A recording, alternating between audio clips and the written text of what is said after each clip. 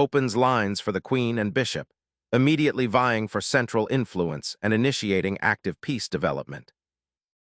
Establishing central presence and opening lines for development, a classic symmetrical response. Developing a knight to f3 now aims to control central squares and prepare castling, subtly pressuring black's advanced pawn. Developing a knight to support the central pawn and prepare for queenside expansion, this natural response neatly contests the d4 square. Steering toward the Ruy-Lopez, this bishop development pressures black's knight and influences the center's control. Challenging the bishop's influence, this pawn advance immediately questions white's intentions and prepares to potentially gain space on the queen side. Preserving the diagonal's influence over black's kingside defense offers positional leverage.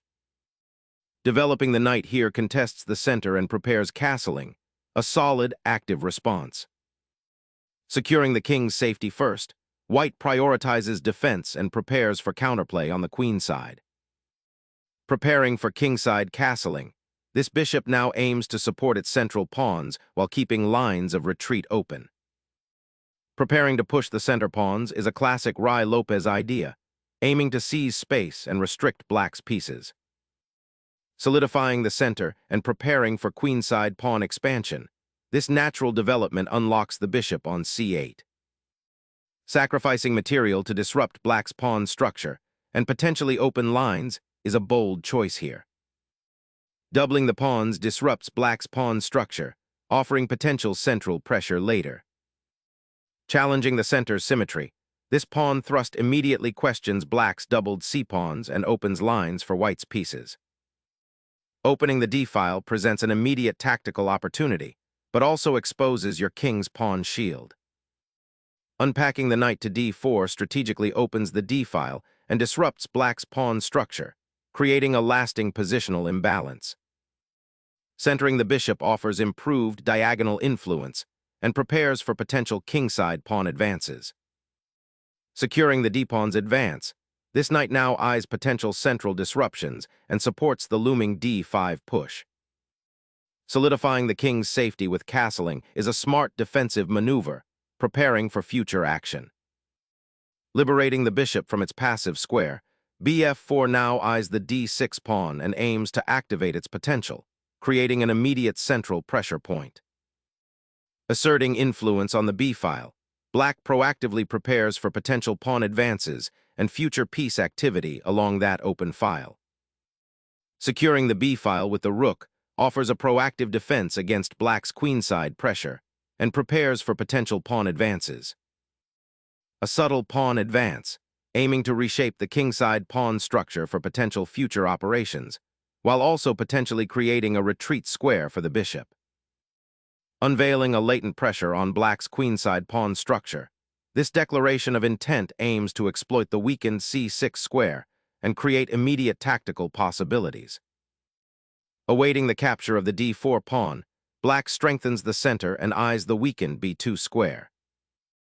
Unleashing a bishop's pressure, white aims to disrupt black's pawn structure and exploit potential weaknesses around the king. Shifting the rook to the open file offers defensive support while preparing to contest central space.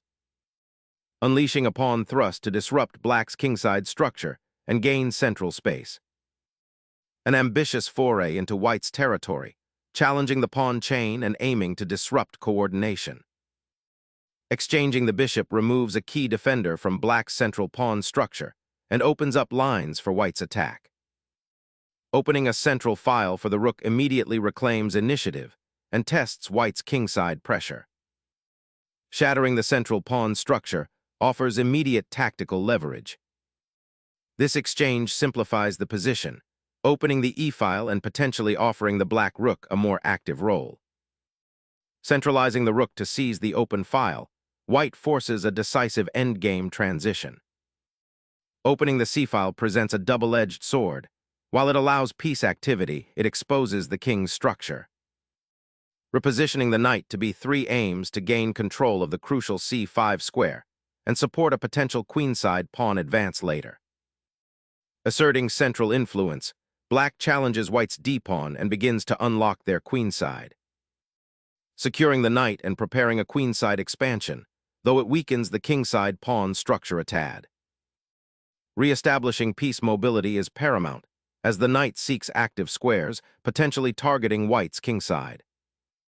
This redirection of the queen sharpens her control over the open files, pressuring black's slightly exposed monarch. Shifting the queen to the center to eye the weakened kingside and potentially contest the d-file. Securing the rook on the second rank solidifies white's central control and prepares for potential advances or defends key squares from black's knight. Challenging the knight's centralized position, this bishop aims to disrupt white's king safety. Solidifying the queen's central influence, this maneuver aims to restrict black's active pieces and prepare for further pawn advances. Relocating the knight to d7 offers improved piece mobility and prepares for a potential regrouping, aiming to escape the current pawn structure's constraints. Shifting queen pressure towards the kingside, aiming to exploit the pinned knight. Suddenly, the knight redirects, aiming to disrupt white's central control and potentially pressure the kingside. Re-establishing knight activity on a central square, this seeks to disrupt black's pawn structure and potentially attack weaknesses. Solidifying the bishop's position, this square aims to support a future queenside expansion and deter white's knight from the d4 outpost. Opening the queen to the d6 square exerts immediate pressure and prepares to infiltrate black's weakened queenside pawn structure. Hoping to dislodge the knight and gain some breathing room for the queenside. Repositioning the knight to b3 offers flexibility for future pawn advances on the queenside or to reroute to a more active square. Challenging white's queenside structure and eyeing the weak c2 pawn, this maneuver injects immediate tactical life.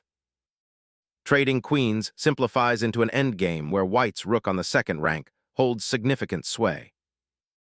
The rook infiltrates, seizing the open file and targeting the vulnerable pawn chain. Securing the queenside pawn majority's advance, this maneuver prepares to pressure black's isolated queen's pawn. The rook now actively eyes the queenside, seeking outpost possibilities or pressure against the a3 pawn. Initiating a strategic realignment to contest the central d-file and potentially pressure black's weakened queenside pawn structure. Repositioning the rook to the c-file presents a dual threat, menacing the isolated pawns and preparing for a potential endgame advantage through centralization. Gaining central influence, the rook infiltrates the 7th rank, threatening a decisive pin against the black king. Securing the king's escape route is paramount given the open lines and white's aggressive pawn. Repositioning the knight to a more active central square, seeking to influence the queenside and potentially attack black's isolated pawns. Steering the monarch towards the queenside seems like a strategic pivot, aiming to activate a dormant piece under the cover of relative safety. Repositioning the rook allows for better defense of the kingside while preparing to contest the central files. Recapturing on d7 shores up the king's protection, while also preparing to contest the semi-open c-file. Opening the g-file to potentially pressure black's king is a bold, aggressive decision. Recapturing the bishop allows a slight consolidation of black's pieces, preparing for a potential pawn push or repositioning of the knight. Repositioning the knight to a more active square, eyeing potential breakthroughs and supporting the pawn structure. King safety concerns loom as the monarch ventures into a more exposed central position, potentially inviting tactical skirmishes. Shifting the rook to the d-file aims to provoke weaknesses in black's pawn structure and prepare for a central invasion. Unleashing the d-pawn now aims to disrupt white's knight and open attacking avenues. Confidently seizing the open file now, white forces a reckoning with black's exposed king and passive pieces. Sensing the open lines, black repositions the rook, aiming to challenge white's central pawns with renewed pressure. Repositioning the knight aims to challenge black's advanced pawn and potentially restrict the bishop's scope.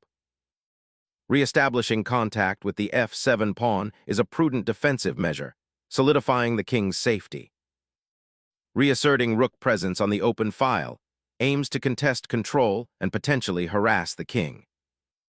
Reclaiming the b file with the rook will pressure white's a pawn and potentially open lines for counterplay. Asserting control over the open central files with the rook now becomes paramount. Repositioning the rook here aims to contest the b file, but it may be a bit slow to organize counterplay. The knight repositions to a more central square, eyeing potential weaknesses on the king side and preparing to support a pawn advance. Solidifying the bishop's influence over the center opens lines for potential piece activity.